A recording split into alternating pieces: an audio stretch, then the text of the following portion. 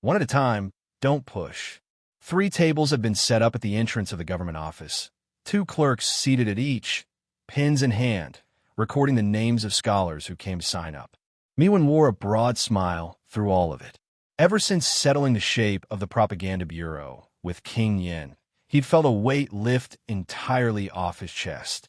He'd taken the plan to the School of Governance and pulled 6 students from its ranks, then posted notices across the city calling for messengers to join.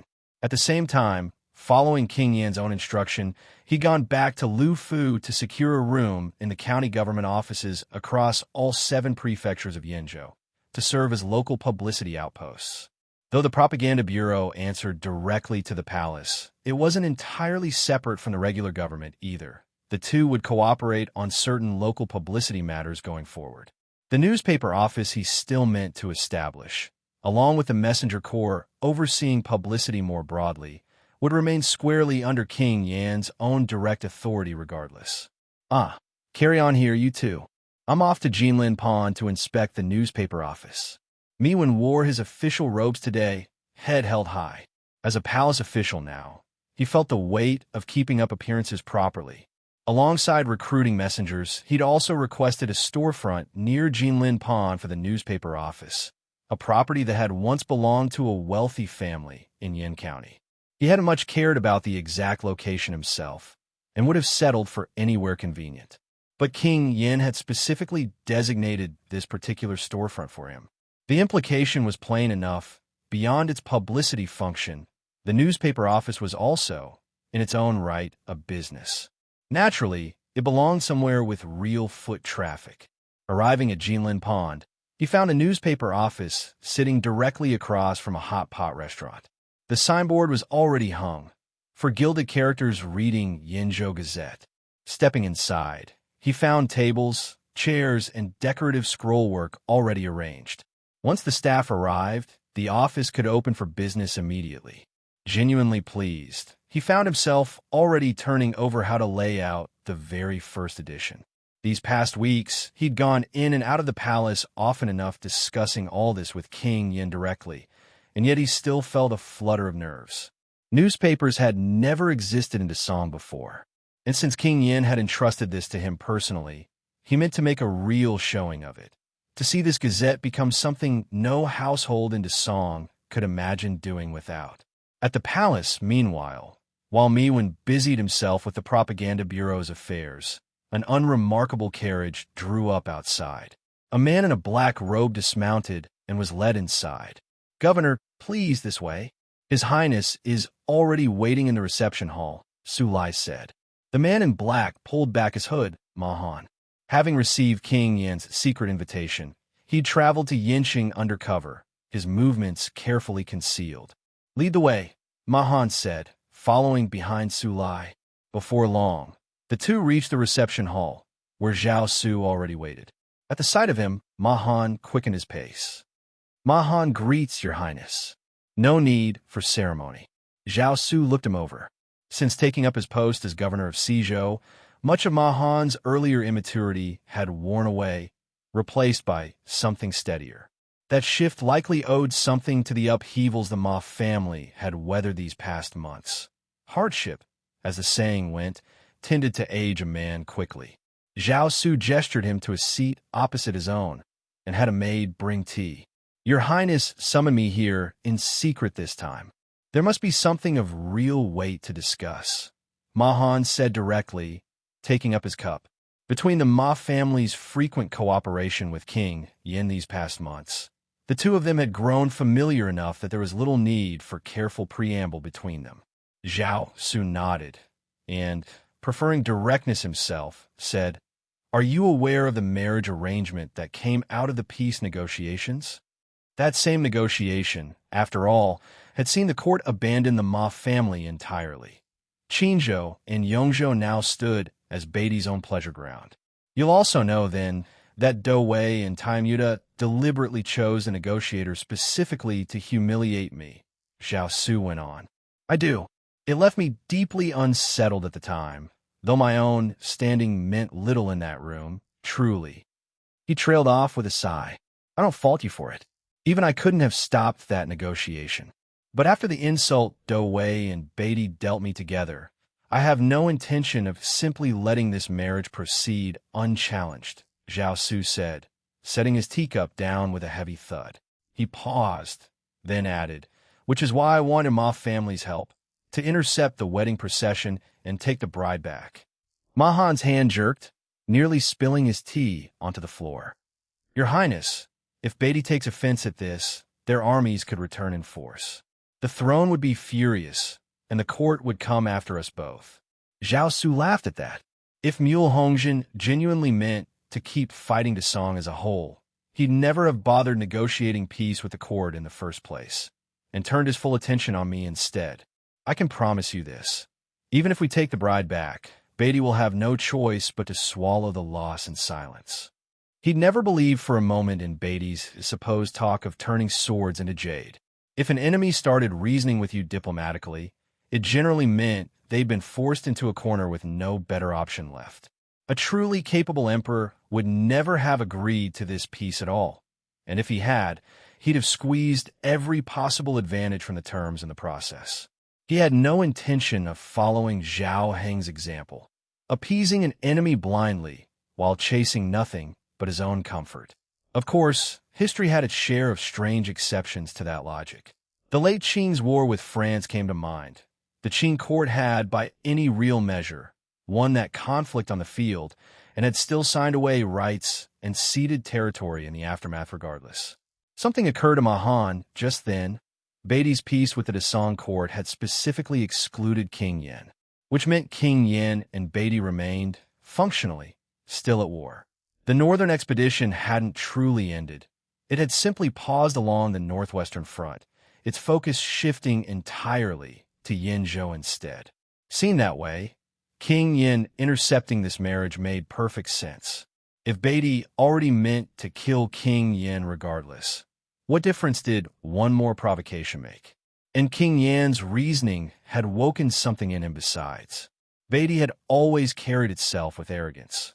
If they genuinely believed themselves capable of destroying Desong outright, why negotiate peace at all? Even so, he understood the Ma family's own precarious position all too well and knew they couldn't withstand much more upheaval. Beatty and the court might have no direct quarrel with the Ma family over this, but if his family angered them regardless, the Ma name could scarcely afford to simply walk away from the consequences. So he still hesitated. Zhao Su read the hesitation on Mahan's face and understood its source well enough. As head of the Ma family now, Mahan had to weigh every decision against his family's own survival. There's one more thing, Zhao Su said. All 7 of Desong's other great clans are already aware of this, but your Ma family has been deliberately left out. I'd ask your Highness to speak plainly. Mahan's expression tightened. Zhao Su laid out the full shape of Do Wei's plan for the 7 clans' territorial separation. Mahan's face darkened considerably at that. What exactly are they trying to do? You understand what they're after better than I do, in truth. Your own Ma family is one of the 8 great clans as well, and yet they no longer count you among their own kind, Zhao Su said. Mahan's fists clenched hard at that. My Ma family was never willing to collude with them, Mahan said, teeth clenched.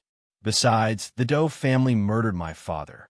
When Ma Jin had defected to Xilyang, he'd claimed publicly that he'd colluded with Dou Wei to have Mahan's father and grandfather both killed. Dou Wei had denied it outright, but Mahan had never stopped believing, privately, that the accusation was true. He'd hoped, at the time, that Zhao Heng would see justice done. Instead, the court had dismissed the whole matter easily enough on the grounds that a traitor's word carried no weight. The resentment had never left him, though he'd had no choice but to swallow it. The Ma family was no longer the force it had once been, capable of shaking the entire Northwest with a single stamp of its foot. Worse, Qinzhou and Yongzhou, the Ma family's own ancestral ground, had been the very territories he'd hoped the court would help reclaim. Instead, Zhao Heng had signed them away to Beatty outright. That night, he'd drunk himself into a stupor and wept bitterly. His father, he felt certain, could find no rest in the afterlife over this. He'd wanted, in that moment, to lead the Ma family's remaining soldiers north in open defiance of the court's own agreement. But he knew well enough his small remaining force stood no real chance against Beatty. Whatever last breath of dignity the Ma family still held would be extinguished with it. And now King Yin had revealed to him that the 7 great clans had gathered in secret and deliberately cut his family out. Even the last shred of clan honor was being denied them. More than that, as King Yin had pointed out, and as any member of a great clan would understand instinctively, he knew exactly what Do Wei was really after.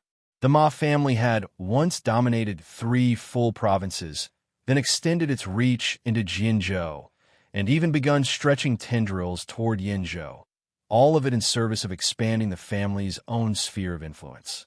He understood perfectly well that the Desong throne could no longer hold the great clans in check. And what came after that failure, inevitably, was open warfare among the clans themselves, a war whose survivor would rise, in the smoke of that conflict, to claim the throne of heaven and found a new dynasty entirely. His own father had spoken of this more than once while he still lived. It was, in its way, an understanding the great clans had always quietly shared. All 8 houses had spent years preparing, in their own fashion, for the chaos everyone assumed was coming eventually. Now that the moment had genuinely arrived, the Ma family found itself already left behind. Given the history between his family and the Do family, if the great clans won this coming struggle, the Ma family's own fate would almost certainly end in tragedy. Then, are you willing to throw in with me? Zhao Su said, giving unusual weight to the phrase, watching Mahan's face closely as he spoke. In the span of a few seconds, several distinct emotions crossed Mahan's expression, clear signs of real turmoil underneath. Your Highness means... Mahan paused, startled. Though Zhao Su's phrasing had carried a note of self-deprecation, the meaning was unmistakable. He caught himself a moment later. Meeting with Your Highness, that shouldn't be called throwing in. Call it an alliance instead. Ha ha ha, an alliance, is it? Just so. That's exactly what I meant. Zhao Su held Mahan's gaze steadily. Under that gaze, something in Mahan trembled again, and his thinking shifted all at once. The great clans, under Do Wei's leadership, would never accept the Ma family back into their fold. That much was plain. And if real chaos did come, how would a weakened house like his own hope to survive it alone? There seemed no better path left than to shelter under King Yin's own wing. With that settled in his mind, he rose, cupped his hands together, and was about to speak when Zhao Su cut in first. Spare me the talk of climbing mountains of swords or wading through seas of fire. As the saying goes, everyone works for me, and I work for everyone in turn. Help me in good faith, and I'll see you rewarded in kind. The court may never return Qinzhou and Yongzhou to you. I can. Mahan's face went slack with shock at that. Whatever hesitation remained in him vanished entirely. Your Highness need only give the order.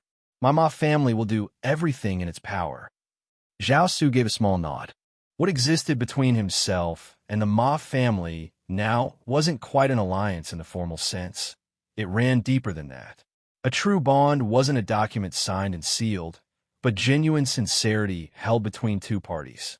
In the language of the age he remembered, this would be called a strategic partnership, and a clean one at that. Should the Ma family ever waver from this arrangement down the road, he'd feel no particular guilt about ending it. By the same logic, if it ever came to striking against the Ma family directly, he'd carry no special burden over that either. Still, he genuinely hoped Mahan proved wise enough not to plant himself on the wrong side of history. Your Ma family soldiers already wear armor supplied through me. All you need do is raise my banner alongside your own, and I'll recognize it as such, Zhao Su added. That way, wherever men of the Ma family stood, he'd have grounds to answer any threat the court might send their way. That's not necessary, in truth. I'd like this operation itself to serve as my pledge of good faith, Mahan said, his resolve plain. Some time back, he'd sent millions of refugees toward King Yan's territory, and King Yan had honored his end of the bargain in turn, sending troops to help against Ma Jin. That alone had already proven King Yan a man who kept his word. Having chosen now to place his trust in King Yin, Mahan meant to demonstrate his own sincerity in equal measure. Zhao Su smiled and waved the offer off regardless. If that's your intention, why would I have had you come here in secret in the first place? What I actually want is for the Ma family to operate in the shadows, while I stay visibly in the light. Something clicked into place for Mahan, and a look of understanding crossed his face. If the connection between his family and King Yin became public knowledge, the great clans would watch the Ma family closely from that point forward. Keeping it concealed, instead, let the two of them support each other quietly, and strike with real surprise whenever the moment called for it. Understand, Mahan said, smiling. Zhao Su smiled in turn. Everything, from here, would proceed in silence. Then something occurred to him, and he couldn't help but note, privately, how thoroughly he seemed to be turning into someone comfortable operating entirely behind the scenes these days. Well, there was no helping it, given the caliber of opponent he was up against. With the matter settled, Zhao Su kept Mahan for dinner at the palace that evening. The next day, Mahan set out for Suzhou. The marriage procession's departure drew near, and he needed to return home to make his own arrangements. Before Mahan left, Zhao Su had Su Ku send a man along with him. A ship would sail north as well, loaded with hot air balloons. If Mahan could pull off the rescue of Princess Changle directly, all the better. If not, the balloons would serve as the fallback. At Jinling, meanwhile, at Prince Chun's residence, situated along the bustling stretch of Donghua Street near the palace's Donghua Gate, evening had settled in, and the usual traffic of noble sons and daughters of the great clans drifted past. Passing the gates of Prince Chun's mansion, more than a few couldn't help gesturing toward it as they walked. Some sighed, others looked openly pleased. What a shame, a beauty like a goddess, about to be thrown away on some baity barbarian, one young noble remarked. Not really a shame at all, if you ask me. Her going buys the rest of us peace with baity, another replied. The two moved on, still talking. A pair of young men from other great clans passed by shortly after. One of them said, "This Princess Changle always did like to wave King Yan's banner around the capital, playing the great lady. Well, look at her now. Even King Yin can't save her from this. Serves her right. She's nothing but some poor family's bastard daughter who got lucky enough to catch Prince Chun's eye." Their voices faded into the general murmur of the crowd. None of it reached the servants standing guard at the mansion gate. Still less did it reach Princess Changle herself, sitting alone in her private chamber. She sat before a glass mirror, staring blankly at her own reflection. Her expression remained composed, outwardly untouched by the marriage awaiting her. While she sat lost in thought, the door to her chamber swung open, and a noble woman stepped inside. "Mother." Princess Changle rose to her feet. "Sit." The woman rested a hand on her shoulder, a trace of sorrow crossing her elegant, striking face. This was Lu Yinyu, Princess Chun. She studied Changle and let out a quiet sigh. "I asked you to write that letter to King Yin in your own hand. I don't know whether he'll remember the past well enough to save you." "I don't know either," Changle said. "I only hope he comes. If he doesn't, I'll take poison the moment we pass Wuwan and go to the 9 Springs to see my parents again." Lu Yinyu's brows shot up at that, and she snapped. "See them? What face would you have left to show them? Your revenge is still unpaid. How could you look at them without shame?" Changle's own father had once been impeached by the great clans, and Zhao Hong, in the end, had chosen to bend to their pressure and had him executed. It had been Lu Yinyu herself who'd pleaded with Prince Chun to take Changle in as his adopted daughter afterward, giving her the new name Zhao Yuyan. She'd chosen Changle specifically because of the hatred she'd seen burning behind the girl's eyes at the time. Changle trembled slightly at the rebuke. But none of this concerns King Yin at all. Why drag him into it? Lu Yinyu's own brow furrowed. She'd lived through her own share of youthful heartbreak once, and combined with everything she'd observed of Changle these past weeks, something clicked into place for her all at once. Changle had once held a marriage contract with King Yin. Postponed, yes, by consort me, on account of his supposed madness at the time, but a real contract regardless. Changle must have prepared herself, back then, to become his princess one day. And in these past 2 years, King Yan's military accomplishments had earned him renown across the capital. No shortage of women admired him now. Changle, raised from childhood under her father's own example, had always held deep respect for men loyal to crown and country. For a king Yin she'd once been promised to, and had come to admire in her own right. Even without the fevered devotion some other women carried for him, she'd surely kept him close in her heart as a distant kindred spirit, whatever she let show on the surface. King Jean was every bit as innocent, and didn't they still put him to death? Liu Yinyu seemed to recall something painful and gripped Changle's shoulder tightly without meaning to. Do you want King Yin to meet the same end King Jean did? Changle winced at the sudden pressure, letting out a small cry of pain. Liu Yinyu caught herself and released her grip. That's right. I mean to set the great clans against the throne, to have King Yin turn against the emperor and his line, so that everyone who had a hand in King Jin's death meets a bad end at last. But I hold no ill will toward King Yin himself. Like King Jin, he's a prince born of a mother from humble stock. Then why insist I write to him for my own rescue, mother? Changle asked, genuinely puzzled. The letter hadn't been her own idea. Liu Yinyu had asked it of her specifically. Call it a test of him, Liu Yinyu said, solemn. If a man won't even consider saving you, an ingrate like that will never accomplish anything worth aiding in the first place. Why bother helping someone like that at all? Changle nodded slightly at that. Liu Yinyu stroked her hair gently, then smiled again all at once. And if he genuinely does save you, you could remain in Yinqing afterward and lend him your help at his side. Best outcome for everyone, wouldn't you say? A faint blush colored Changle's face at that. Doubt still lingered in her, but she chose not to press further. Something about Liu Yinyu's motive for sending her specifically to Yinqing felt impure to her, though she couldn't quite name what. After all, in all of the song, who would ever have guessed that Princess Chun herself stood as the true power behind Tianxiang Tower? The thought clarified something for her all at once. Tianxiang Tower could clearly have handled her rescue on its own, and yet Liu Yinyu had insisted on drawing King Yin into it regardless. There had to be some deeper design behind that choice, some larger game Liu Yinyu meant to play, one Changle couldn't yet see the shape of. She felt real gratitude toward Liu Yinyu for having taken her in as a daughter, and would carry out her orders even at real risk to herself. And yet the deepest memory she carried was still her own father's teaching. He had died loyal to the crown and country. She hated the great clan's viciousness, hated the fatuous weakness of the emperor on his golden throne. But she felt none of that same hatred toward King Yin, a man cut from entirely different cloth.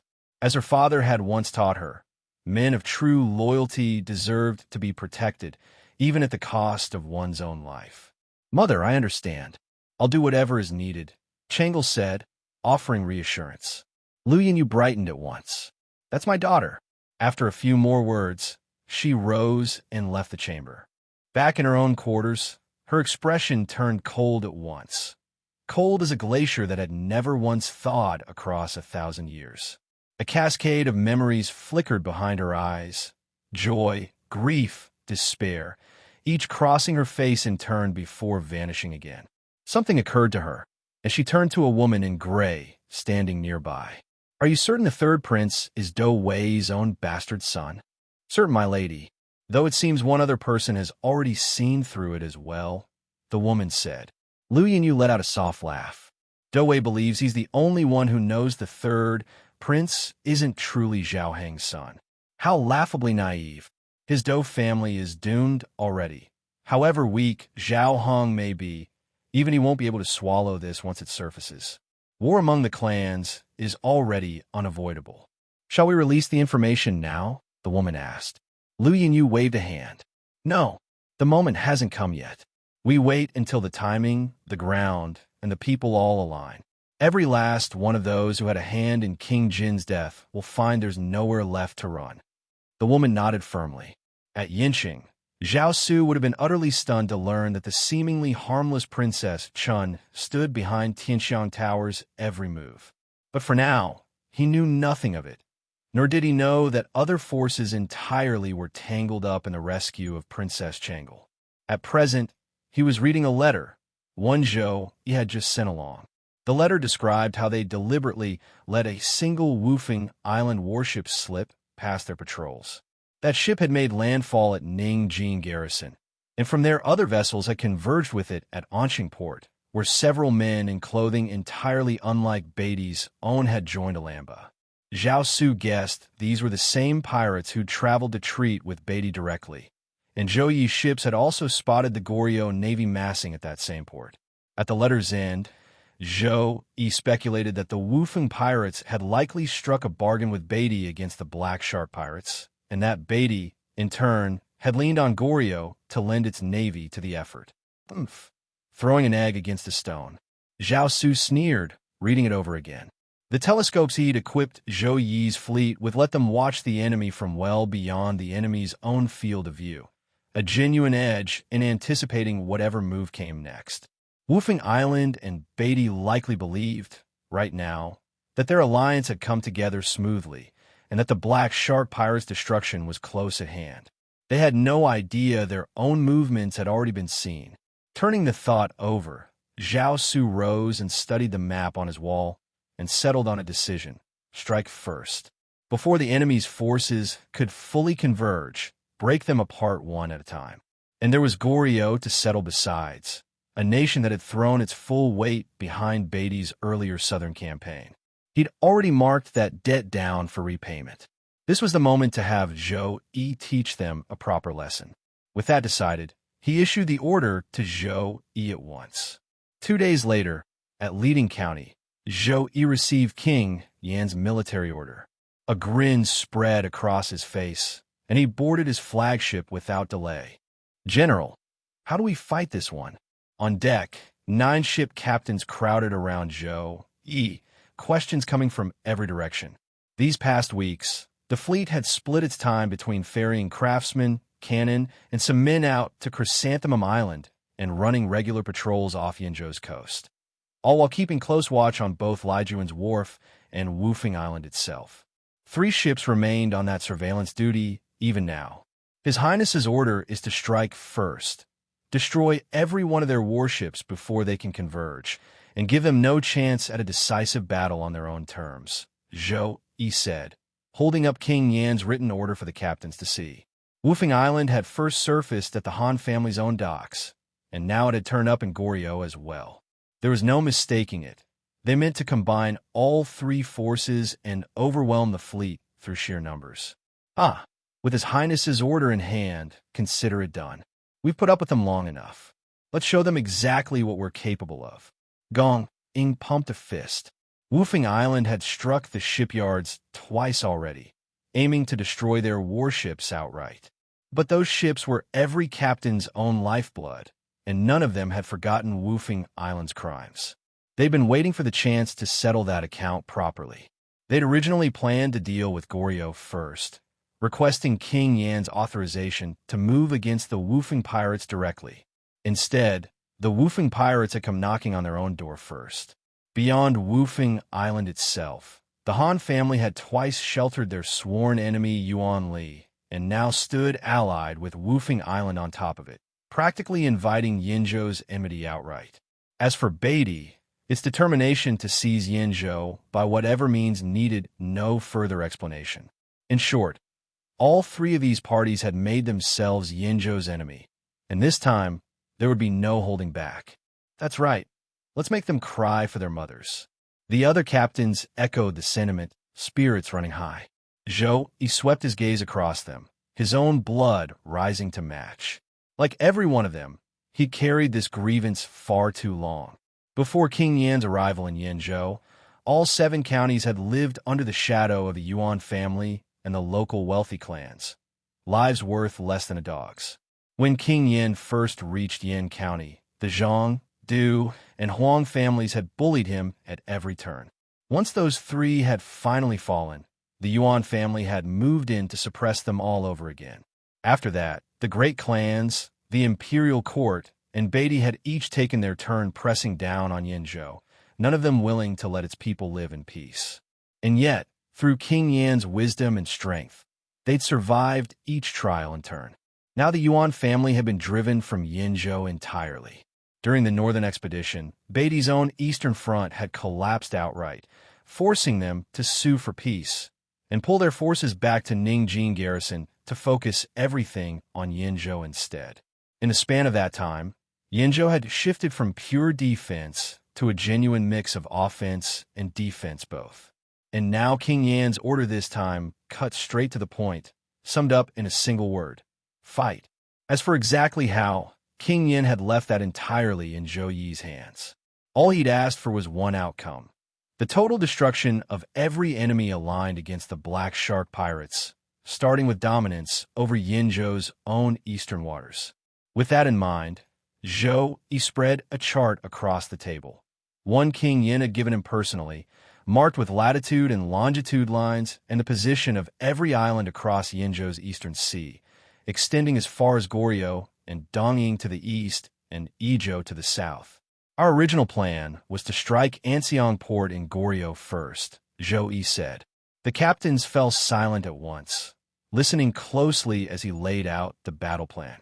Since Beatty is cooperating with Wufeng Island now, they'll likely use the opportunity to try seizing Chrysanthemum Island, Zhou Yi said, frowning as he worked through it. He'd already run through several possible scenarios in his head. First, Wufeng Island could send ships to pin down his own fleet, while Beatty and Goryeo moved to seize Chrysanthemum Island in the confusion. Second, Wufeng Island and Beatty together could stage an attack on the island specifically to lure his fleet into a decisive battle in those waters. Third, all three simply combined forces and struck head-on. Of the three, the second and third held no real worry for him.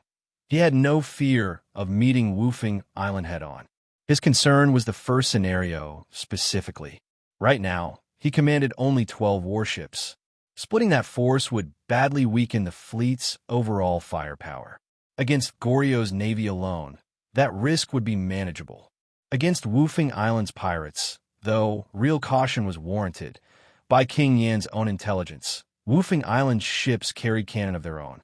It was, after all, exactly why the Liang family in Zhejiang had been buying so much artillery from Yinzhou in the first place. Given all that, dividing the fleet wasn't an option. To keep Chrysanthemum Island safe through this, we need to deal with Goryeo's navy first, before any decisive engagement with Wufeng Island, Zhou Yi said, striking the table. The captains nodded at that. Wufeng Island alone held the real strength to challenge them, but even a weaker Goryeo navy could still cause plenty of trouble if left unaddressed. After further discussion, Zhou Yi settled on the final plan. By our latest intelligence, the Goryeo Navy fields 126 ships, large and small. Keep close watch on Anseong port. The moment their fleet gathers there, we move, Zhou Yi said, rising to issue the formal order. He paused, then added, as for the Han family, for now, they're only offering Wufeng Island convenience, nothing more. We'll settle accounts with them once Goryeo and Wufeng Island are dealt with. Settling a score with the Han family carried no weight of conscience for him at all. They were the Black Shark pirates, after all, and pirates answered to no one but their own judgment about who deserved to fight. At Goryeo's royal capital, in the district of Land City, Alamba and Huachun were feasting together in a private residence. The two of them lounged carelessly at a low table. Before them, 3 Goryeo dancers, dressed in red wrap skirts and long green skirts drawn up to the chest, moved through a long drum dance, drums held against their bodies. Across from Alamba sat a Goryeo official in his 50s. Unlike Alamba's own relaxed posture, the man knelt on a wooden mat, an expression of eager flattery fixed on his face. After several rounds of drink, the official, sensing the mood hadn't reached quite the pitch he wanted, clapped his hands sharply. The 3 dancers stopped at once, shed their outer robes down to simple wrap tops and long skirts, and settled beside the 3 men at his signal, laughing coquettishly. Alamba's expression stayed unmoved throughout. He'd visited Goryeo often enough to have seen this particular scene many times before. Huachun, by contrast, War open delight. As a pirate, most of the women in his life had come either from brothels in Dongying's ports or from raids at sea. This was, for him, a rare taste of the kind of company kept in a Goryeo official's own household. My son's death will finally be avenged. Prince Alamba, Deputy Master Hua Chun. Our Goryeo Navy will give everything it has to this campaign, the official said, raising his cup, excitement playing on his face. His name was Li Wancheng. Before Beatty's southern campaign had begun, he'd sent his son south on an assignment to collect pearls. The young man had never returned. Once the war between the Black Shark pirates and Beatty broke out afterward, Li Wancheng had convinced himself entirely that his son had died at the pirates' hands. Now that Alamba had come to Goryeo, and the Goryeo king had agreed to dispatch his navy alongside Woofing Island to destroy the Black Shark pirates, Li Wancheng, serving as Goryeo's deputy chief censor, had thrown his full support behind the plan without hesitation. It wasn't only his son's death driving him either. The Black Shark pirates posed a genuine threat to Goryeo's own interests more broadly. Their ships could no longer sail south freely to seize fishermen from Yinzhou's coast whenever they pleased, and that particular trade had always been good business. Plenty of officials across Goryeo held a personal stake in it. A young man taken from Yinzhou could fetch as much as 10 taels of silver once sold in Goryeo. That was reason enough for Goryeo's officials to back this campaign without a second thought. No need to stand on ceremony between us. Beatty and Goryeo are one family. This time, we'll settle both our own blood debt and yours, Goryeo's and Woofing Island alike. Alamba kept one arm around the dancer beside him, his eyes deep and unreadable. Hua Chun regarded Li Wancheng with the particular smile pirates reserved for men they didn't quite respect. Our Woofing Island has taken losses at King Yan's hands twice. True enough, but both times it happened on his own soil. At sea, Woofing Island has never once lost to these so-called Black Shark pirates, he said, a note of disdain in his voice. Something lit up in Alamba's eyes at that. Beatty's own hope of moving south by sea had been crushed entirely in that earlier naval engagement. But if the Woofing pirates could offer Beatty genuine cooperation now, that changed everything. Once the Black Shark pirates were wiped out, Woofing Island's own strength could be turned toward Yinzhou directly, and the poison meant for Yingguan could just as easily be spread to other points across Yinzhou's territory as well. Let that plague run loose across the whole province, and Yinzhou might collapse into chaos entirely before Beatty's own army ever had to strike a blow. The thought softened his expression as he looked at Hua Chun. But spreading smallpox through Yinzhou meant first defeating the Black Shark pirates outright. By Hua Chun's own account, that fleet still patrolled these waters constantly. Discovery would risk exposing the entire plan before it could unfold. Deputy Master Hua speaks the truth. We will see King Yin broken this time. Alamba laughed, then gently guided the dancer in his own lap into Hua Chin's arms instead. You've traveled far to be here, Deputy Master. You must be eager to return home. Hua Chin looked mildly flattered, though plainly delighted, and made no move to refuse. Tomorrow I'll sail straight from Goryeo to Woofing Island. Within 6 days, our fleet will be here. He'd been wary of returning by way of Ningjin Garrison directly, given the risk of running into the Black Shark pirates along that route. Sailing straight from Goryeo, instead, would get him back to Woofing Island quickly and safely. 6 days. Good. Within that window, the whole of Goryeo's navy will have gathered at Anseong Port.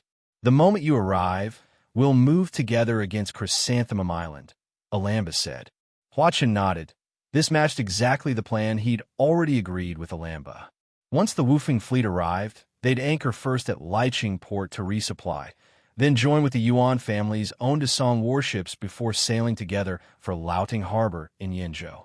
That would force the Black Shark pirates to split their forces between two fronts at once, and with numbers on their side, the allied fleets could crush each half in turn. Agreed. Hua Chun raised his cup and drank with Alamba, laughing, eyes bright. In truth, he'd come to Ningjin Garrison with 2 separate goals in mind. The first was settling accounts with the Black Shark pirates. The sea, vast as it was, had no room left in it for that fleet to keep existing. The second was quieter, using this visit to learn what he could of Goryo's court, its relationship with Beatty, and its customs more broadly. Whatever he gathered, he intended to pass along to Island Master Liu Zheng, who in turn would relay it to the Japanese shogunate. More and more Europa merchant vessels had been arriving in Japan these past years, and ties between the two had grown steadily closer. Early in the Watanabe shogunate's rule, an embassy had even been sent west alongside British counterparts, first to a British colony, then finally to Britain itself. 3 years later, that embassy had returned bearing maps of Europa, oil paintings, musical instruments, and other curiosities that had caused a considerable stir across Japan at the time. After hearing the envoy's account of Europa firsthand, Lord Watanabe had decided to follow certain aspects of the Europa model, granting Europa missionaries greater freedom to operate and opening several new trading ports. In return, Europa merchants had brought a wealth of novel goods and techniques into Japan to real benefit. Watanabe had even invited British advisors to help train the shogunate's own army, and under that arrangement, Watanabe's forces had grown steadily stronger by the year. With that growing strength had come growing ambition as well, an envious eye cast toward Europa's own vast colonial holdings. Watanabe had, in time, set his sights on Goryo, sitting just across the water from Japan itself. In his calculation, Goryo's fall would give him a springboard to seize still more territory beyond it. But he understood, too, that Goryo remained a vassal of Beatty. Striking at it directly risked drawing Beatty's wrath in turn. So he'd spent considerable effort quietly probing both Beatty's true strength and Goryo's own, weighing whether Japan could hold against Beatty's intervention once Goryo had been taken. Once the moment felt right, Japan intended to make its move. Dongying, for its part, had also been watching developments in Desong closely. The old reputation of the Central Plains dynasty still ran deep in the Japanese imagination, even now. In recent years, though, they'd come to recognize Desong's decline for what it was. Still, for the moment, they remained content to watch from the sidelines, arguing the matter fiercely among themselves, waiting for that debate to resolve and for the shogunate to reach one unified will, before finally abandoning their wait-and-see posture and acting. The banquet ran until dusk before finally breaking up. Servants began filing in to clear the tables. Bleary-eyed with drink, Alamba's gaze fell suddenly on a young man among the servants. "Aren't you from Desong?" The young man lowered his head and gave a small nod. Li Wanchang glanced over and said, smiling, "This is a Desong servant I've only just purchased." Alamba, who held nothing but contempt for Desong's people generally, had asked only out of idle curiosity. He knew well enough that Goryo's officials prized Desong servants highly, households often compared, quite openly, whose collection ran larger. That was true enough for male servants. For women, the boasting only grew more shameless. He understood something of the peculiar psychology behind it as well. Goryo had once been a vassal of Desong itself. Now bound instead to the far stronger Beatty, its officials seemed to find a certain satisfaction in lording their status over Desong's own people wherever they could. He waved a hand, losing interest in Li Wanchang entirely, and left with Huachun. Li Wanchang trailed after them the whole way, eager to see them safely settled at their lodgings himself. Once they'd gone, the young man Alamba had questioned let his brow furrow. This was Chai Wu. Since fleeing that night, he'd spent more than a month in hiding. He'd managed to shake off the Goryo soldiers chasing him, only to be discovered afterward by a Goryo merchant. Nearly starved by that point, he'd eaten the cakes the merchant offered him and promptly passed out. When he woke again, he found himself already inside the Goryo royal capital, lined up alongside other Desong captives for local officials to pick over. His sturdy build had caught Li Wanchang's eye, and he'd been purchased on the spot. Once brought back, he considered escaping outright, but after learning exactly who Li Wanchang was, he'd chosen to stay instead. Infiltrating Goryo had been part of the mission King Yin had originally given the four courts. Bold by nature, he saw no reason not to make use of the opportunity that had fallen into his lap. What he hadn't expected was stumbling onto intelligence this significant so quickly. The one real problem was that he was entirely alone here, with no way at all to get word of it back to Yinzhou. What should he do? He turned the question over uneasily. He could flee, but there was no guarantee he'd make it all the way back to Yinzhou alive. And fleeing now meant losing this position entirely, along with whatever further use it might serve. Staying, on the other hand, would prove enormously valuable if he could eventually make contact with the Four Courts again. From what he'd overheard between the three of them, their target was the Black Shark Pirates, a force that seemed, by their own account, to be one King Yin had quietly built up himself. If his guess was right, the warship they'd spoken of building was very likely one of the ships King Yin had commissioned from Qinzhou. The thought eased something in him. Perhaps his worry was misplaced. How easily could a fleet capable of making both Beatty and Wufeng Island treated as a genuine threat really be brought down? At Yinqing, while the seas beyond ran turbulent, a single arrival stirred up quite a commotion of its own.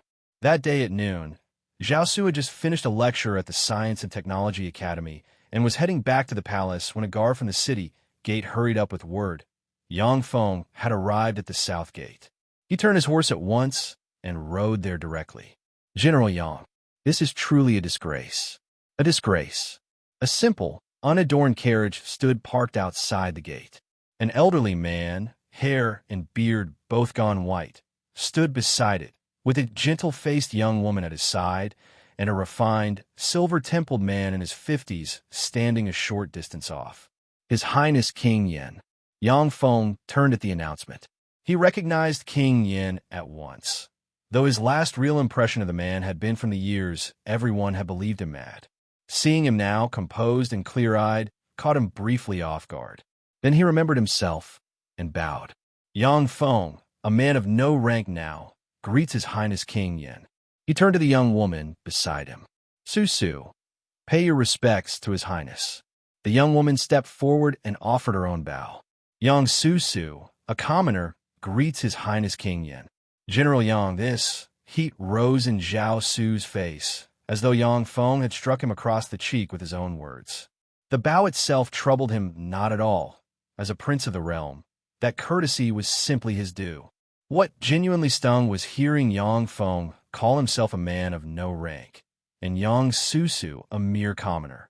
In this war against Beatty, Yang Feng had been not merely blameless, but genuinely meritorious.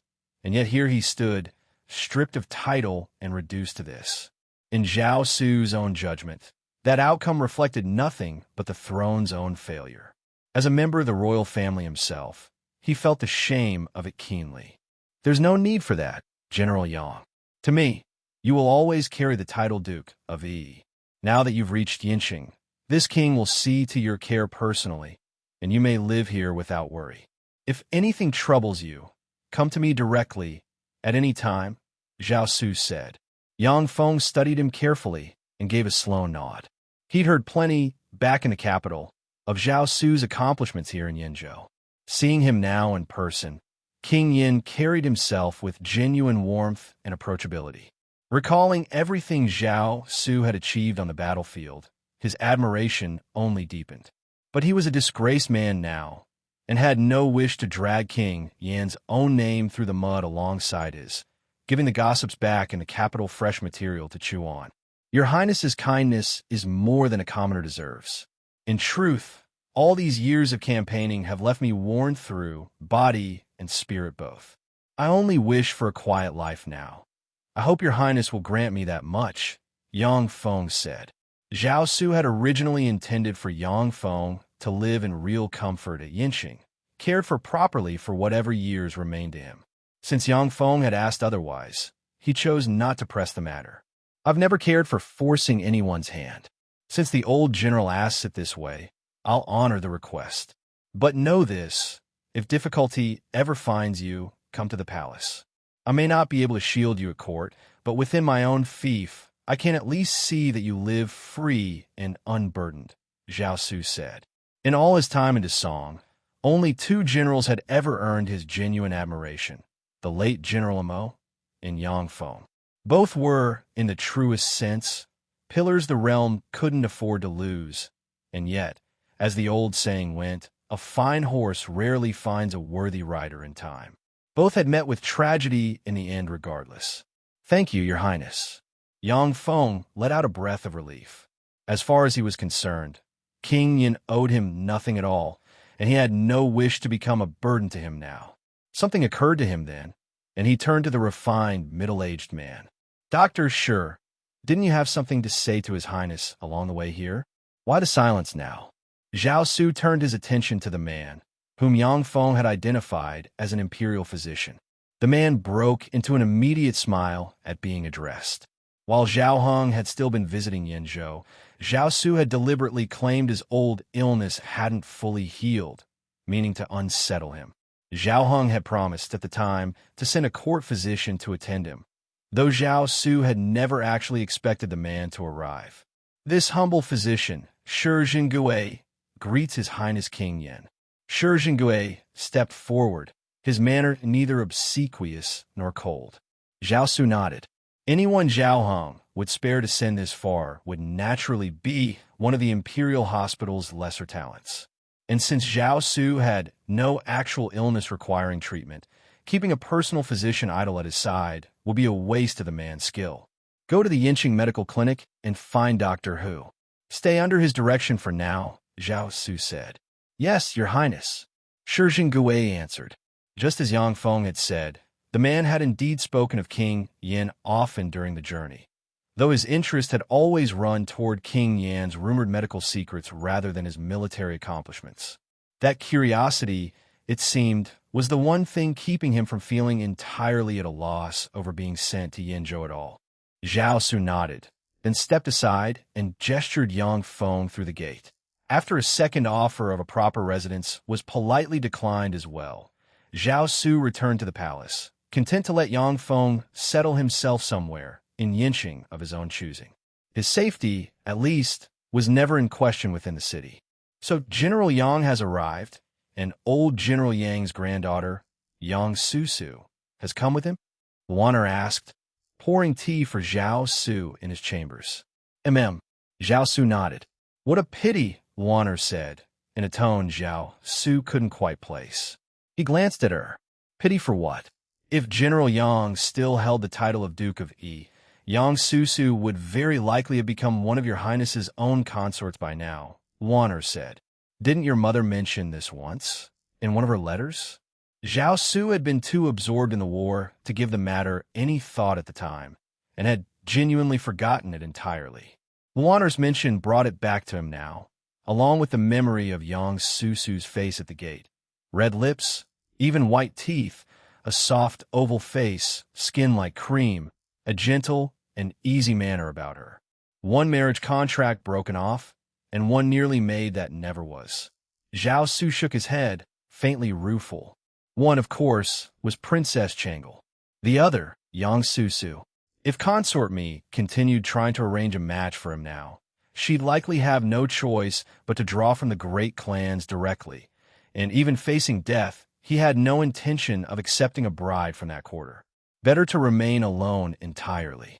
Fenger in Luaner's company was more than enough as it was. Luaner had only meant it as passing conversation, and moved on quickly to share a few amusing bits of news from around Yinqing instead. That evening, Su Lai brought word regarding Yang Feng. General Yang has purchased a small courtyard in the western district to live in, Su Lai reported. Zhao Su nodded. He'd asked Su Lai to have guards discreetly keep watch over him. Leave them be, then. I suspect the old general would rather not draw any trouble toward this king's name, he said. He genuinely thought well of Yang Feng, but in truth, his regard came purely from respect for the man's character. He had no intention of actually putting him to use. Bringing Yang Feng into the royal army directly would put the commander in an impossibly awkward position, and Zhao Su had no wish to place Yang Feng beneath him in rank. Doing so risked unsettling morale throughout the ranks besides. And beyond that, Yang Feng was at heart a traditional feudal commander, most fluent in tactics that belonged to the old feudal armies, methods that had already fallen well behind what the royal army now practiced. Letting him live out his days quietly in Yinqing was, all things considered, the best outcome available. While the two of them were still talking, Miwin came hurrying in, visibly excited. Your Highness, the layout for the very first edition of the Gazette is ready. Please take a look. Truly, Zhao Su took the page from Miwin's hands, read it over, and walked toward his study. What Miwin had brought him was a working draft, sized much like a newspaper page from the era Zhao Su remembered, divided into distinct sections, each carrying its own separate content. Congratulations on the founding of the Yinzhou Gazette, Zhao Su said, settling behind his desk and reading it through properly. Across the top of the page, Miwin had set a bold headline. Below it ran a short introduction to the newspaper itself. What a newspaper was, what purpose it served, what it would cost to buy. In short, publicity for the publication in its own right. Beneath that came the second section's headline, Beatty masses troops at Ningjing Garrison. Their intent to destroy Yinzhou has never wavered. The piece described how Beatty had redeployed its forces after the peace talks, its repeated provocations along the border, and the casualties already suffered. The prose carried real force. By the end of it, Zhao Su found his own anger toward Beatty stirred, despite already knowing every fact in it firsthand. Beside that ran a second headline, Yinzhou's infrastructure push marches forward. Today's labor, tomorrow's reward. This piece covered the government office's recent construction work and closed with a call for every resident of Yinzhou to take part in building the territory further. Reading on, Zhao Su found pieces covering events elsewhere in Desong as well. Nobles in Qizhou oppressing the local population until unrest broke out, put down by the local authorities. A powerful official in the capital caught embezzling hundreds of thousands of taels and keeping more than 30 concubines. Haha, well done. Not only did you take in what I taught you, you've clearly made it your own. Yes, this is exactly what a newspaper should do, Zhao Su said, smiling. Read as a whole. The Gazette painted a picture of chaos everywhere beyond Yinzhou's borders, with Yinzhou itself standing apart as an island of order.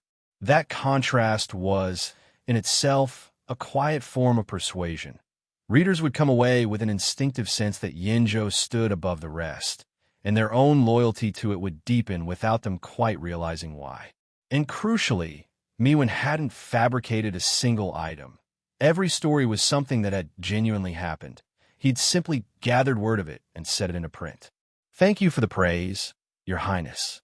Miwin couldn't help but glow at the compliment, the exhaustion of days and nights spent laying out the page vanishing at once. Zhao Su nodded, then felt something was still missing from the paper. After a moment's thought, it came to him. One more section, call it current affairs commentary. Current affairs commentary? Miwin looked startled.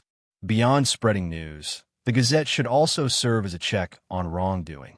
I can't promise Yinzhou has no problems of its own anywhere within it. Raise these issues, print them, and let officials feel the weight of being watched, Zhao Su said. As King Yin, he could only ever set the broad direction for the whole of Yinzhou. There was no way for him to personally track everything happening in any given county or township. And local officials, naturally, had every incentive to cover up whatever might cost them their own position. This was exactly where a newspaper could serve a real function, letting common people bring wrongdoing directly to its attention and letting the worst offenses be printed openly, forcing the government's hand to respond. And it gave Zhao Su himself a way to learn of these things simply by reading the same as anyone else. This was the role of public oversight through open reporting.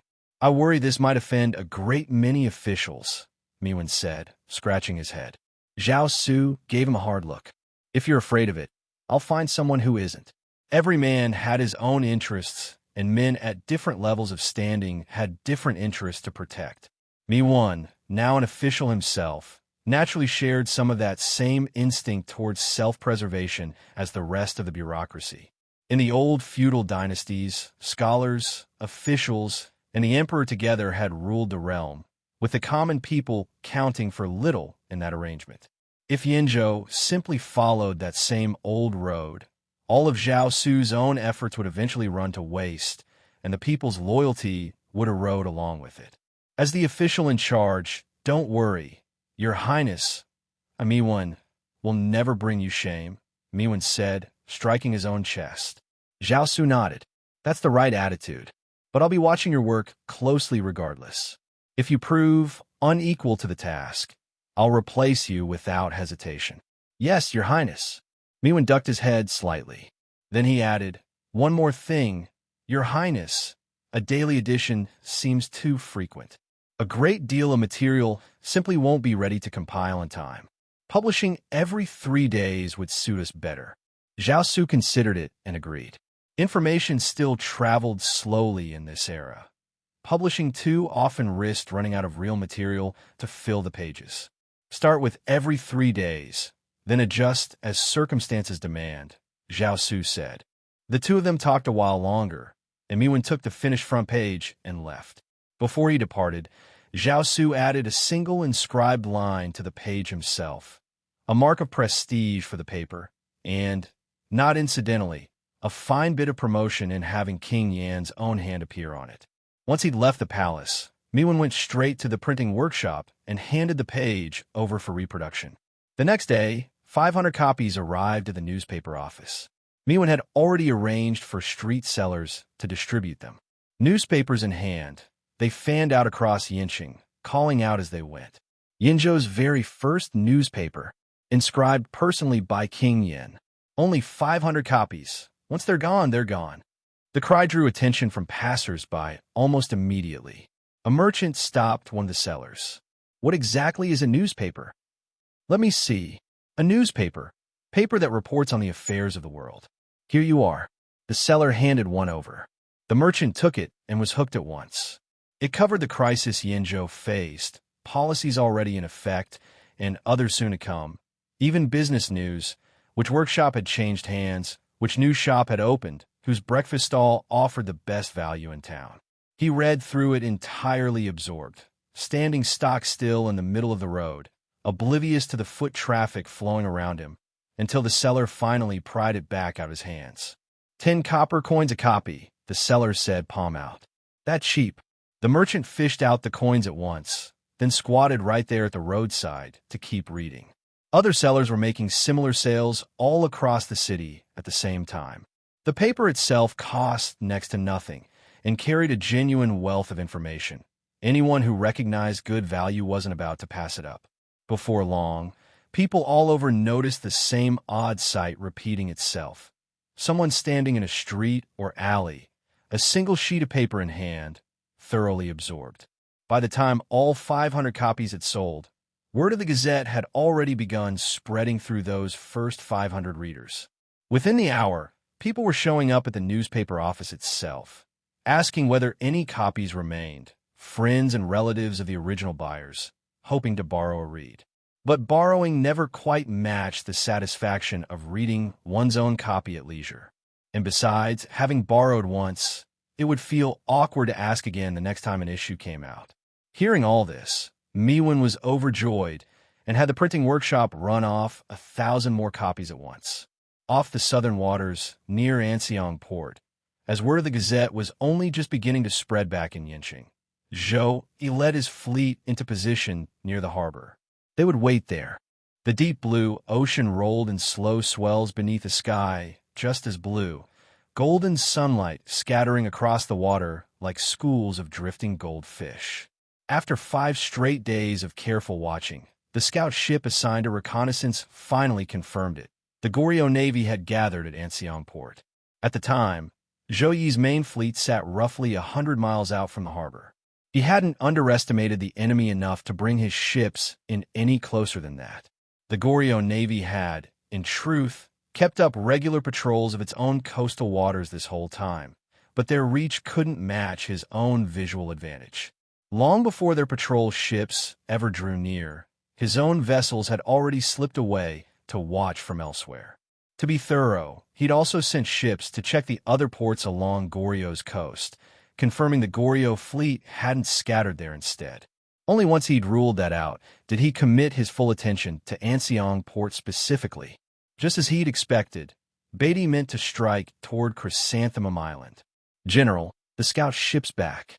Zhou, he had been staring out at the water when a vessel appeared on the horizon. Before long it arrived, and its captain reported on Anseong port situation. All 146 of Goryo's warships have gathered there, including 20 fishing boats requisitioned for the fight, a number of fireboats, and 6 turtle ships. General, Goryo's thrown everything it has into this, Gong Ying said, clicking his tongue. The fireboats were small, needing only 2 men to crew, and their size made them fast and nimble on the water, packed with kerosene, meant to set enemy ships ablaze on impact.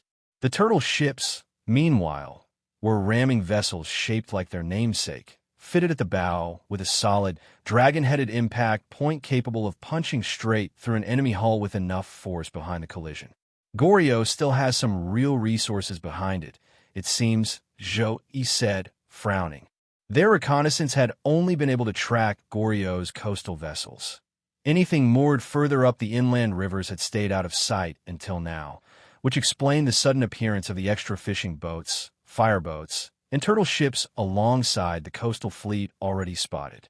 No matter, though, since they were all gathered here now, they could all be destroyed together.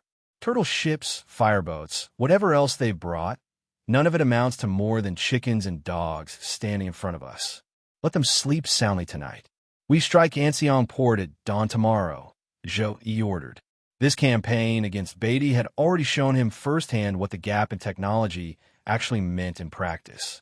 A sail-rigged warship carrying real cannon, matched against traditional wooden warships, was something like steppe cavalry armed with bow and horse riding down infantry armed only with long knives on that same open ground, a crushing advantage in both mobility and range alike. Yes, General. The officer aboard acknowledged the order and passed it along to the other ships in the fleet.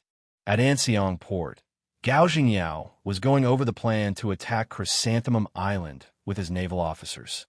As supreme commander of Goryo's navy, with authority over the entire capital fleet, he would personally lead this operation. My lord, once we've wiped out these black shark pirates, we'll have to celebrate properly with a round of drinks, one general said, smiling at Gao Jingyao. Just so. Our own ships have been afraid to sail anywhere near Yinzhou's waters lately, terrified of running into those pirates, another added. Worse still, seizing Dasong fishermen has always been solid income for our navy. Losing that source entirely has left all of us thoroughly unsatisfied.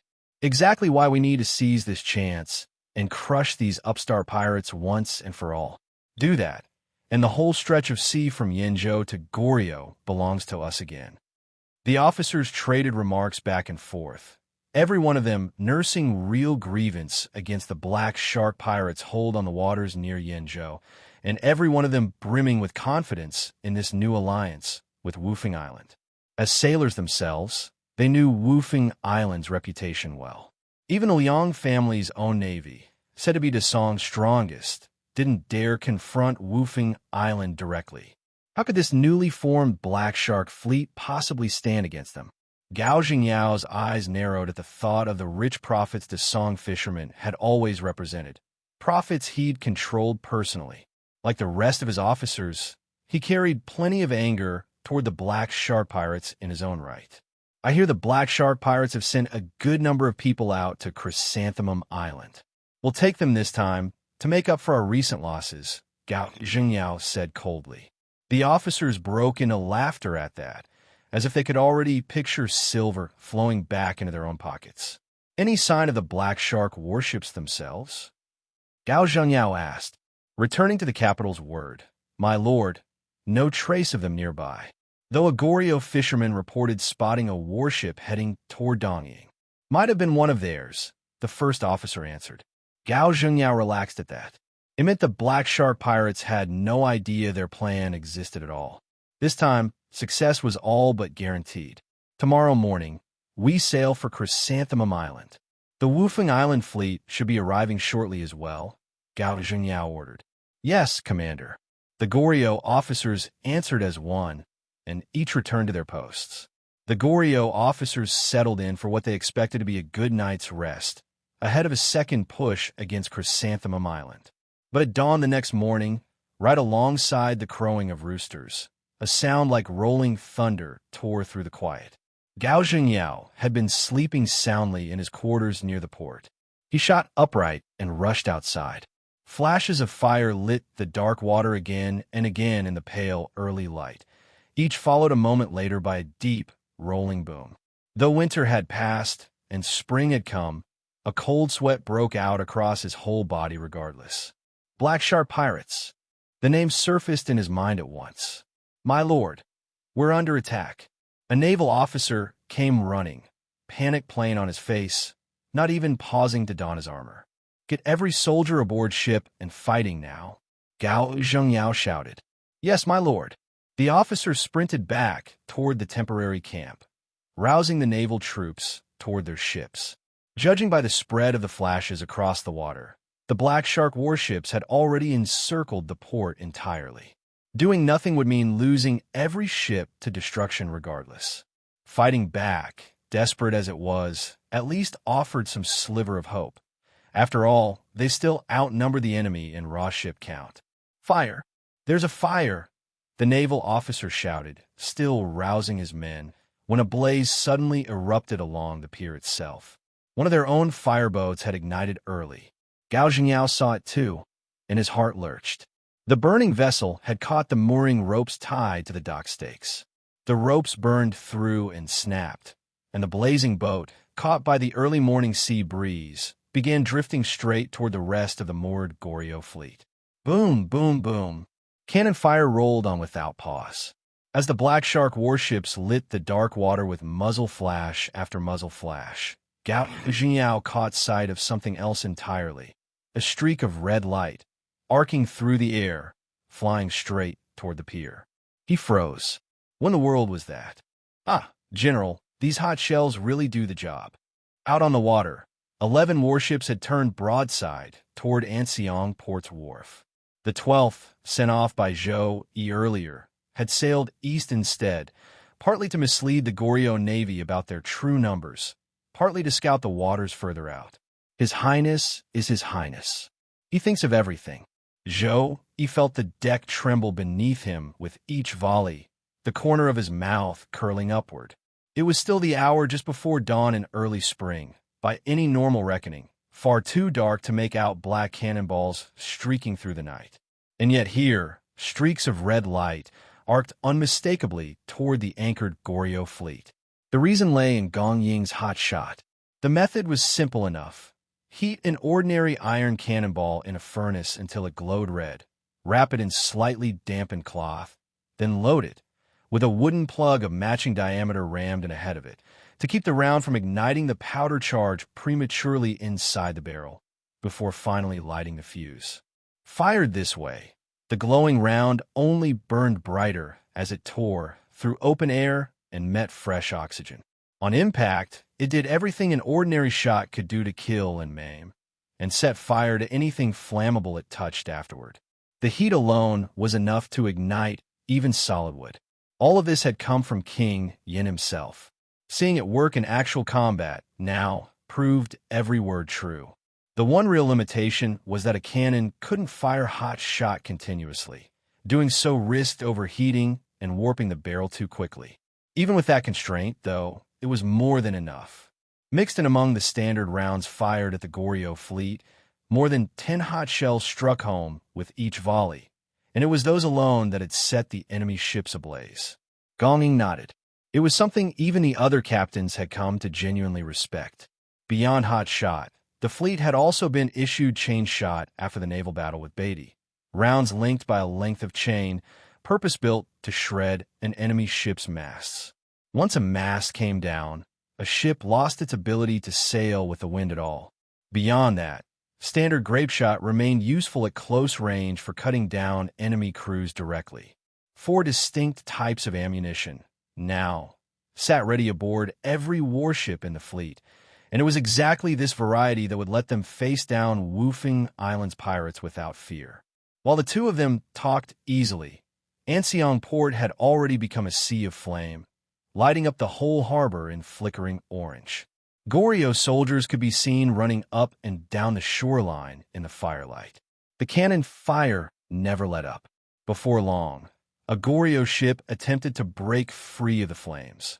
only for one of the warships to adjust course and pour a fresh volley into it. By the time the hour turned from Mao to Chun, the sun had climbed clear of the horizon. Visibility improved with the daylight, revealing a sea filled, from end to end, with burning Goryeo warships, thick smoke settling over the water like a low fog. Hardly worth the effort, Zhou said, arms crossed. The naval engagement against Beatty had already taught him something plain enough. Whether facing traditional fleets or Goryeo's own navy, the enemy was as fragile as an infant standing in front of them. Numbers alone made no real difference to the outcome. At most, they simply cost a little more time to finish off. Anseong Port was proving exactly that. Where Zhou, Yi, and Gong Ing watched on with cool detachment, the whole of Anseong Port had descended into chaos and grief. Corpses of Goryeo sailors floated thick near the pier. Wounded men lay packed together along the shore. The suddenness of the attack had crushed them entirely. Their ships had been sunk before they could even clear the harbor. Those streaks of red light had punched clean through hulls and into the cabins beyond, igniting bedding and cargo, setting whole ships alight from within. In front of the camp, Gao Jingyao sat slumped on the ground, staring blankly at the water, muttering the same words over and over. They're not men.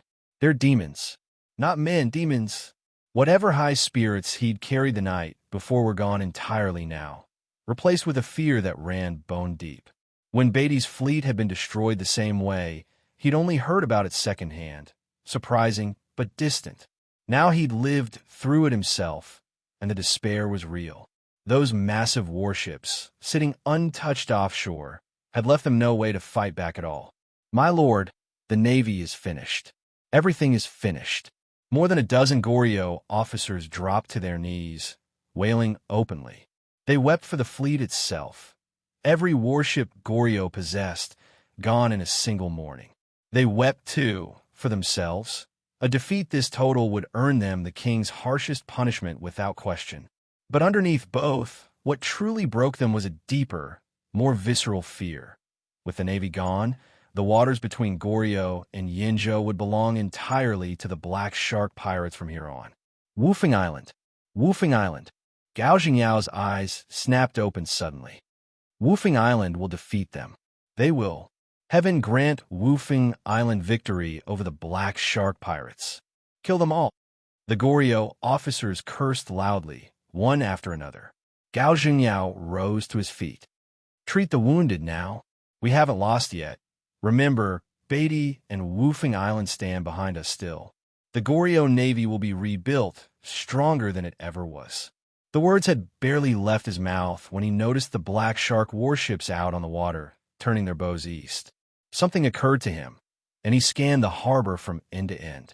Not a single vessel remained afloat at the pier. It's Woofing Island's turn now, he murmured.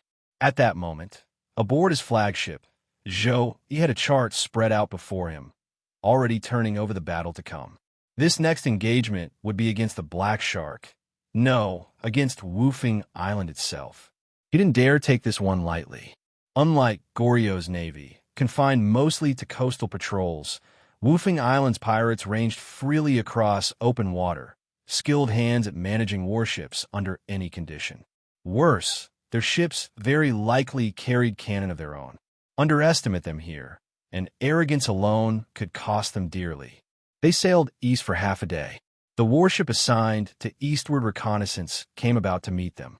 General, the Woofing Island fleet has reached Treasure Island and continues advancing east. About 40 miles from our position. The scout ship adjusted course to match the fleet's heading. Its captain reporting the moment he drew close to the flagship. I suspected they'd be right about here, Zhou said. The Goryeo Navy's movements had already confirmed his first guess. From there, he'd reasoned Woofing Island would move on nearly the same timetable. The two forces meant to work in tandem, containing the Black Shark fleet while Goryeo's navy joined Beatty in retaking Chrysanthemum Island. The scout's report now confirmed that reasoning was sound. How many ships do they have? Zhou asked. 64, General. But these aren't the same warships they used in the earlier attacks on our shipyards. These run square and boxy, with a small watchtower structure built on top, the captain reported. Zhou Yi's brow drew tight at that. It seemed Wufeng Island hadn't shown its true capability in either of the earlier raids. This time, they brought out their real strength. Island Master. All 64 of Wufeng Island's cannon-equipped warships are committed this time. The Black Shark pirates are finished. Out on the open sea, a massive fleet cut slowly westward. Among the many hulls, the lead warship stood out, nearly twice the size of every other ship around it. Aboard it stood Lu Zheng, master of Wufeng Island, and his deputy, Hua Chun. Lu Zheng gave a small nod. Wufeng Island held more than 300 warships in total, and he'd brought only 64 of them. Not out of arrogance. The rest simply carried no cannon. He understood well enough that a cannon-armed ship against one without was, in practical terms, no contest at all. Don't underestimate this enemy, Lu Zheng said, his expression serious. He dismissed the Black Shark pirates outright at first. Even hearing they'd sunk Beatty's entire fleet hadn't much impressed him, since Wufeng Island itself was capable of similar feats. It was only after Hua Chun had traveled to Beatty and Alamba, had described the Black Shark warships to him in detail, that he'd started paying real attention. What Alamba described sounded remarkably close to the sailing warships of the Frangi, the ones operating out at Ijo. That resemblance alone had convinced him to commit every gun-bearing ship he owned to this fight. To him, the stakes here were genuinely serious. If the Black Shark pirates kept growing, adding ships steadily, Wufeng Island would find itself pushed back step by step, eventually losing its grip on these waters entirely. Better, then, to crush them now, while they were still young, and afterward focus everything on controlling Yinzhou's own waters, denying the Black Shark pirates any further room to grow at sea at all. Is there truly a missionary from Europa standing behind this King Yin? Lu Zheng murmured to himself. How else to explain a fleet like that? Or perhaps some nation of Europa was secretly backing King Yin directly. Europa was hardly a single unified body. After all, its own nations fought each other constantly. Dongying already had British backing. It wasn't impossible some rival power had chosen to needle both Japan and Britain by propping up King Yin in turn. He turned the puzzle over a while longer without reaching any real answer, shook his head, and let his gaze settle on the distant water instead, waiting for the coming battle. Not since the engagement that had forced the Frangi to cede half of Ijo had Wufeng Island fought a naval battle of this scale. This time, Goryo's navy was meant to pin down part of the Black Shark fleet, leaving the rest for Wufeng Island to finish. He hoped the plan held.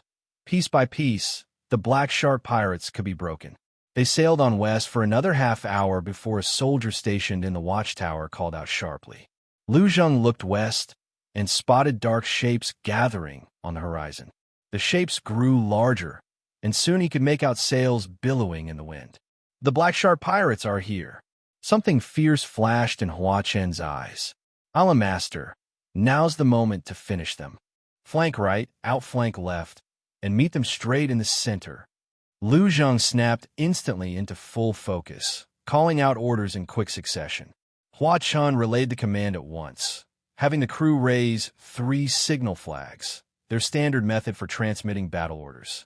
In moments, the 64 ships split into 3 groups, converging from different directions. Aboard his own flagship, Zhou Yi studied the approaching Wufeng fleet through his telescope, getting a clearer look with each passing moment. Dongying held his own field glass up alongside him. Similar to a traditional building ship, but not quite the same, Dongying said. Wufeng Island's warships were built like large wooden boxes set atop a keeled hull, each topped with a small tower structure not unlike their own watch platforms. Beyond the stiff sails rigged fore, mid, and aft, oars extended below the waterline as well. Even so, the ships moved sluggishly. They're called flat houseboats, Zhou Yi said, lowering his own glass, thinking it over. How does the general know that? Dongying asked, surprised. He'd never seen this style of ship before. My father told me about them once, Zhou Yi said. Years back, his father had rescued a Japanese merchant lost at sea. This during Japan's own era of warring feudal lords. as a naval officer himself. His father had asked the merchant about the warships used there, and the man had described this same flat house design. In his father's assessment at the time, it amounted to little more than an ordinary building ship with wooden planking built up around the sides, planking with holes cut through it, letting soldiers fire arquebuses out from cover. That had been decades ago, though. Given that Woofing Island's ships now carried actual cannon, it seemed likely the design had been reworked since. Even so, a hull built purely for coastal work like this still fell well short of a true ocean-going vessel. Visible even now in the way the flat houseboats rocked and swayed with each swell, rolling noticeably from side to side. That motion would badly hamper their gunnery. Zhou Yi's own ships, by contrast, barely rolled at all, keeping their cannons steady and accurate regardless of the sea state. Split into east and west approach lanes. Use our speed to outflank them, Zhou Yi ordered. Since the two fleets had already met, this engagement would serve to test Woofing Island's real strength directly. Worst case, if the fight went against them, they could still disengage and switch to hit-and-run tactics instead of forcing a full decisive battle, wearing Woofing Island down piecemeal rather than risking everything at once. With the order given, the crew moved at once. All three sails rose, catching the sea breeze and swelling out like the curved half of a melon. The wind pushed the fleet's speed up sharply, closing the distance to the woofing ships fast. In under half an hour, the gap between the two fleets had closed to under 500 meters. Zhou Yi's ships completed their encirclement, wrapping around the woofing fleet entirely.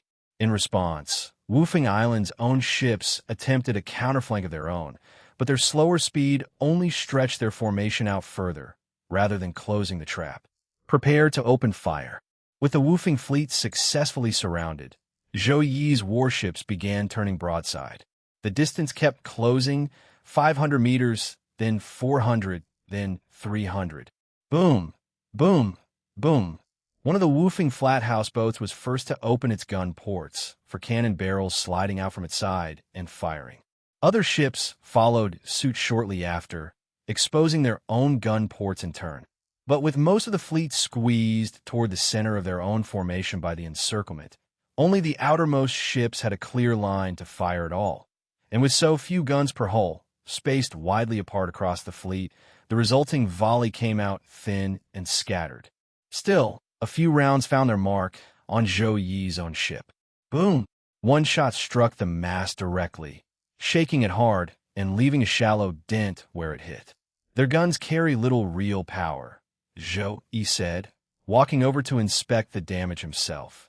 At this range, a concentrated volley aimed at the mast should have snapped it outright. This hadn't come close. With the woofing fleet's true strength now measured, Zhou Yi gave the order. Attack. Even if only one ship remains standing at the end of it, Woofing Island falls today. The order rang out, and for a moment the whole sea seemed to shudder. Gun ports slid open along the broadside of every sailing warship in the fleet, and dozens of cannon fired as one. Boom, boom, boom. The flat houseboat directly across from one sailing warship took dozens of rounds in a single volley, 2 grape shot, 1 chain shot, and 3 hot shells mixed among them. One of the hot shells punched clean through the hull, igniting the powder magazine inside. A single deep boom, and the ship simply came apart, blown to splinters.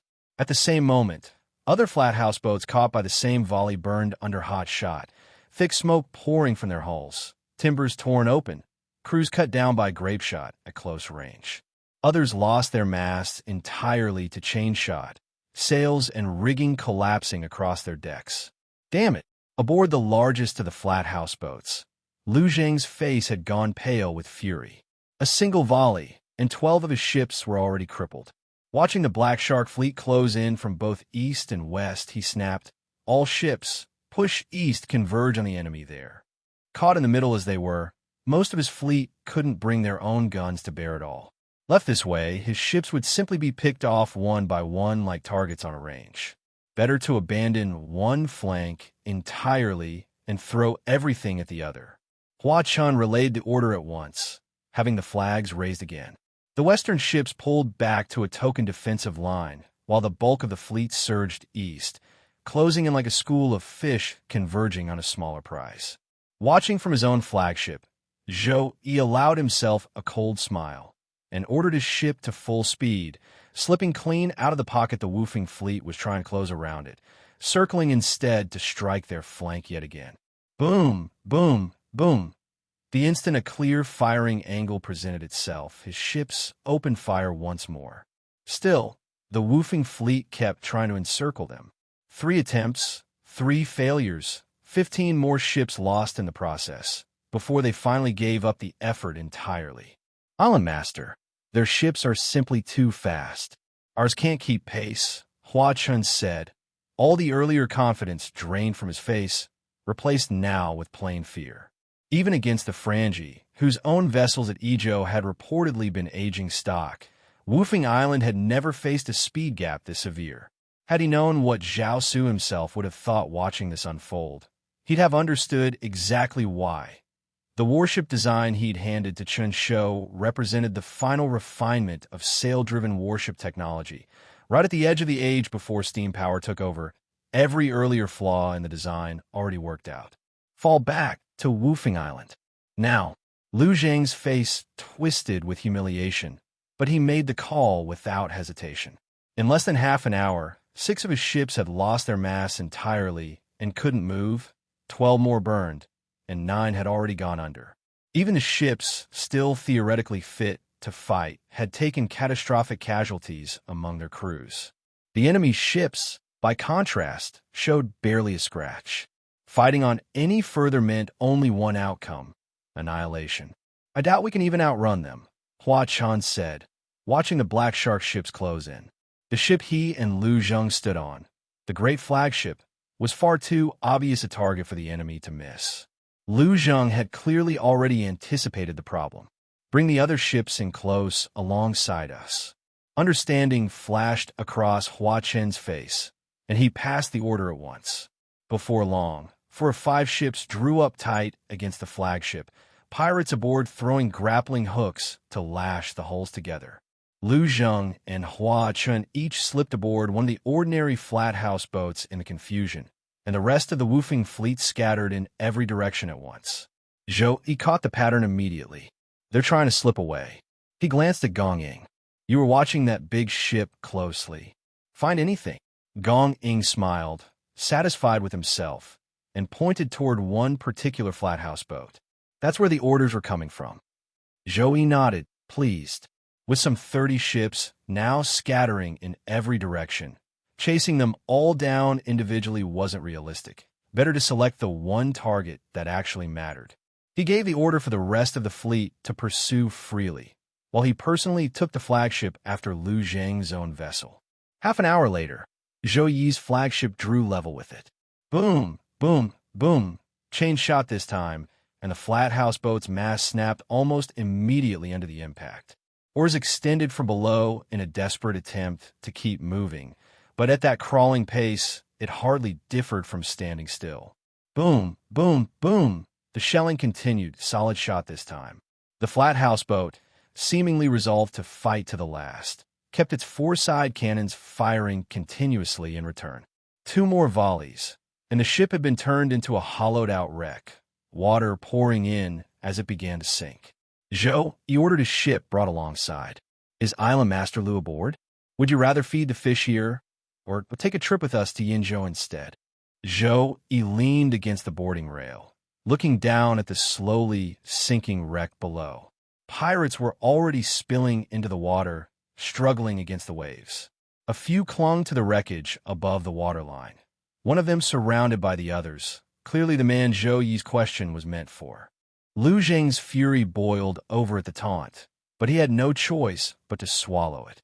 There had been a time when Woofing Island's very name made merchant fleets tremble at the mere mention of it.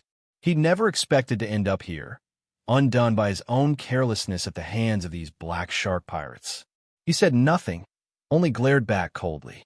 The wreck kept sinking. Before long, Lu Zheng and the last of his pirates went into the water along with it, struggling against the waves. Zhou, he let them struggle. He didn't order Lu Zheng pulled out until the man, was nearly finished. "Let's talk about Licheng Wharf, shall we?" Zhou Yi said, looking down at the now half-conscious Lu Zhong. Regrouping his fleet, Zhou Yi tallied the results. Aside from 8 flat houseboats that had managed to slip away in the chaos, every other woofing island vessel would remain in these waters permanently. Now, time to teach the Han family a lesson. Zhou Yi pointed southwest. Their current position sat roughly in the middle of the Goryeo Sea, and Licheng lay along their return route regardless. At his order, 12 battered but still fully operational warships got underway. Early the next morning, they appeared off the waters near Licheng Wharf. Yuan family soldiers had been stationed at the pier for some time already, awaiting Woofing Island's arrival to join the planned attack on the Black Shark pirates. Spotting a large warship approaching, they cheered, assuming it was their expected allies. Only as the ship drew closer did their faces change. The flag flying from its mast was unmistakably a Black Shark. Before the shock had even fully registered, the massive ship erupted in cannon fire, the roar rolling across the water almost instantly. Half an hour later, the entire wharf had become a sea of flame. Every warship dock there was destroyed. The Yuan family soldiers sent word to Tiancheng at once. Meanwhile, Zhou Yi led his fleet back toward Leading County at an unhurried pace.